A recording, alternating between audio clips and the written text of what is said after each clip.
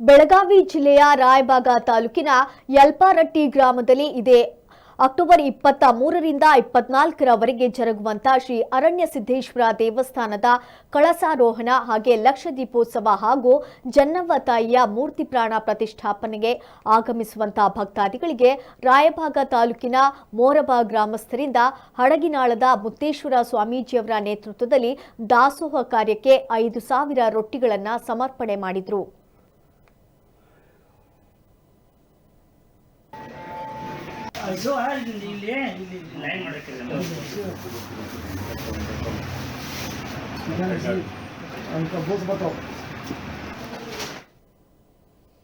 ಇದೊಂದು ಪವಿತ್ರವಾಗಿರ್ತಕ್ಕಂಥ ಪುಣ್ಯಕ್ಷೇತ್ರ.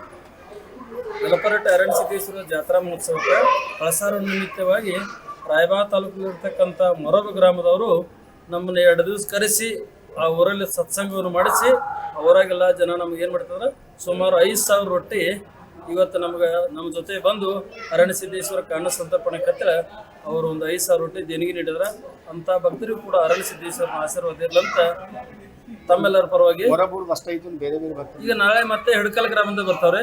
ಇನ್ನೂ ಅನೇಕ ಗ್ರಾಮಗಳಿಂದ ಎಲ್ಲ ನಾಳೆ ನಮಗೆ ತಂದ ರೊಟ್ಟಿ ಕೂಡ ಅವ್ರದಾರ. ಒಂದು ಕಡೆ ಅವ್ರನ್ನೆಲ್ಲ ಸಂಗ್ರಹ ಮಾಡಿ ನಾಳೆ ಮತ್ತೆ 5 ಗಂಟೆಗೆ ಮತ್ತೆ ಒಂದು 5,000 ರೊಟ್ಟಿ ಇಲ್ಲಿ ಬಂದು ಅರಣ್ಯ ಸಿದ್ದೇಶ್ವರ ಒಂದು ಕಾರ್ಯಕ್ರಮಕ್ಕೆ ಗದಿಗೆ ಬಂದು ಅನ್ನ ಸಂತರ್ಪಣೆ ಮಾಡೋಕೆ ನಾಳೆ ಬುಧವಾರ 22 ಬುಧವಾರ ಮುಂಜಾನೆ ತಾಯಿ ಜನ್ನವಾಯಿ ಮೂರ್ತಿ ಪ್ರತಿಷ್ಠಾಪನೆ ಹಾಗೂ ಗುರುವಾರ 23ನೇ ತಾರೀಕು 51 ಶುದ್ರ ಆಗಮನ ಮುಂಜಾನೆ 8 ಗಂಟೆಗೆ ಹಾಗೂ ಕಳಸ ಪಾದಯಾತ್ರೆ ಮುಖಾಂತರ ಮಲಕಾರ ಸಿದ್ದನ ಗುಡಿಯಿಂದ ಇಲ್ಲಿ ಅರಣ್ಯ ಸಿದ್ದೇಶ್ವರ ಗುಡಿ ತನಕ ಪಾದಯಾತ್ರೆ ಮಾಡ್ಕೊಂಡು ತಗೊಂಡ್ಬರೋದಿದೆ.